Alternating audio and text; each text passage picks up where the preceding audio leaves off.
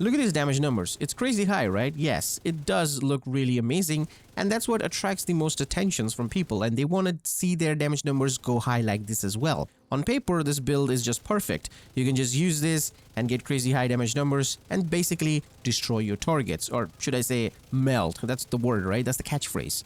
But then again, you actually leave the White House and then suddenly the math doesn't matter anymore because a legendary elite enemy just flanked you, and now your perfect paper build just folded faster than a lawn chair in a hurricane. Now, I actually checked other people's builds to make sure that what I'm about to show you is a little bit different than the others, which it is. That little different actually makes a difference, to be honest, which I'm going to show you in the build, obviously. But most of the builds are focusing on Tinkerer Mask variant, which is a really good one too. I also showed it with my Bullet King tipping scale one, which you can literally find over there. And I also have a rifle variant as well, which again, if you search for it, you'll see it right there. Anyways, without wasting much of your time, let me show you the build. We don't have to talk about modifiers because I don't really think people uses modifiers this season. Wonder why, you know? Anyways, let me show you the build. Now, as for the weapons, I am choosing GR9 as my main weapon, and I do use the Pestilence as a secondary. It's kind of fun because, you know, the tick damage is really high, and I like using the Pestilence in general. I know a lot of you guys will recommend something like the blue screen because of its utility and all that, and it basically feels like the GR9 too. But the GR9 is a high-end weapon, which means we can add a talent, like a damage talent, which I did that. I'm using Frenzy talent, yes. See, it doesn't have any huge condition to it. You just fire the weapon, you build up the stacks, and then when you reload your weapon from empty magazine, you have crazy amount of high rate of fire and damage. And the more magazine you have, the more rate of fire and damage you're gonna get. Like right now we have 260 mag, which is because 30% of extra magazine size from the tipping scale gear set, and which allowing us to get 78% of weapon damage and rate of fire if you do the math over here. Now, you can actually increase that magazine if you use the large pouch on the GR9 LMG to up to like 325. And if my math is correct, that will be 97.5% of weapon damage and rate of fire.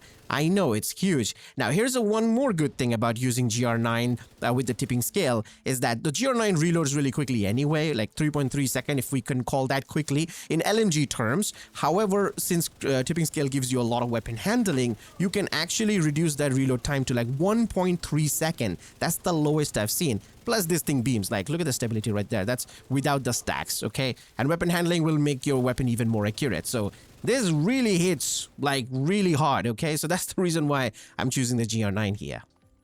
Now, as for the build, well, for the specialization, at first, I would recommend you to use the gunner specialization. I know it's gunner, right? But there's a reason why, not just because of the 10% armor on kill. You actually get the large pouch for the LMGs, which I already mentioned in the weapon section there. You can actually use that large pouch to increase your GR9's, magazine size, which can actually give you more damage and rate of fire at the same time, especially if you're using the Frenzy talent. So that's a really good thing to use.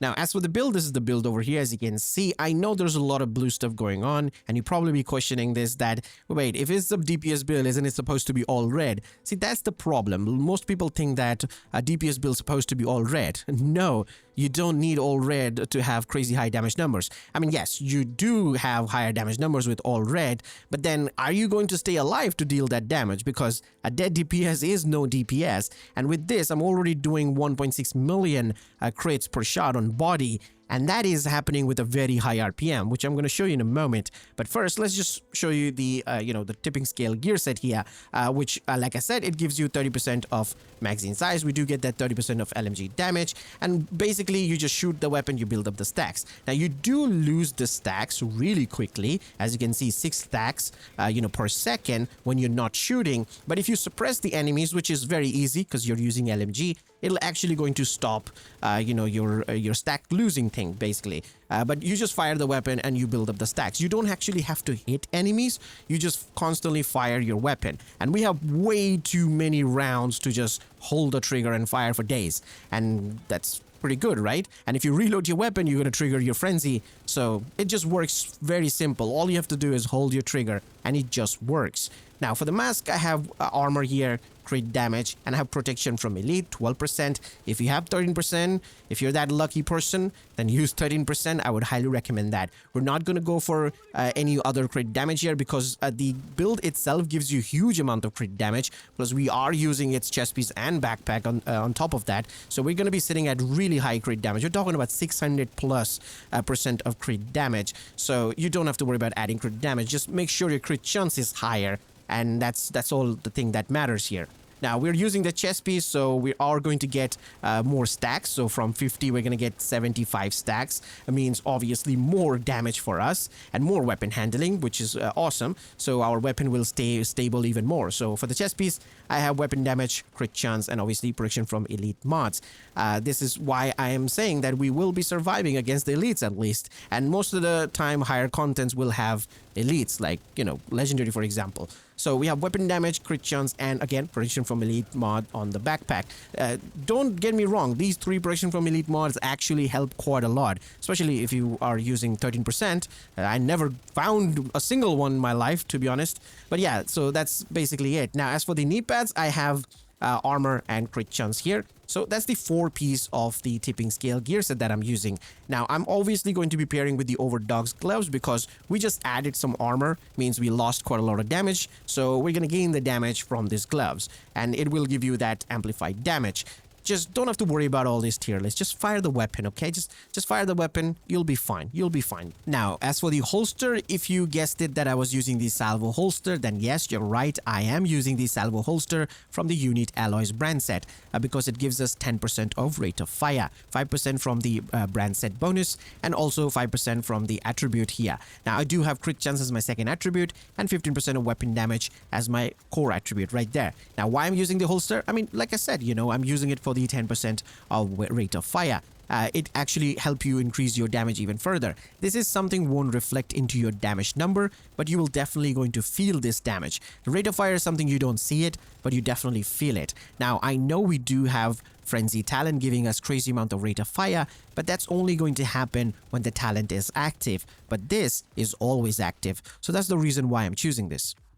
Now, if I show you my stats over here, you can see my crit damage is crazy high, 614%. I just fired my weapon to build up the max stacks to show you the amount of crit damage you can get. So don't need to worry about, you know, getting crit damage as a stats in your build. Just make sure your crit chance is higher, which I already mentioned. I like to stay at, you know, 50% of crit chance. That's like a personal choice. But if you want to hit the cap of 60%, you can absolutely do that. So that's, again, very simple and easy build. Now, if I go back and show you my stats, you can see my crit damage is actually very low, 89%. That's why I said don't worry about the crit damage. Now, if you want to see the damage numbers, I can actually show you the damage numbers. I said it was 1.6 million. It's actually a bit higher than that. It's actually 1.7 million when Frenzy is, you know, procced and fully active. And that is without the extra large pouch of the magazine.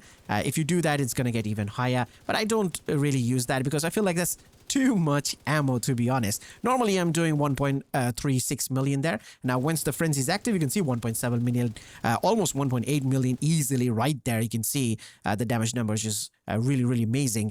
And that is happening on a build which, you know, kind of keeping you alive at the same time. Like, it's not an all red build. It is helping you survive a little bit. Now, it's not regen or any sort of crazy armor on kill or anything. But as a DPS build, it is fairly stronger, like tankier or whatever the word you want to say. So that's it for the video. Hope you guys enjoyed it. If you did, leave a like, maybe subscribe, and I will see you guys in the next one. Till then, peace.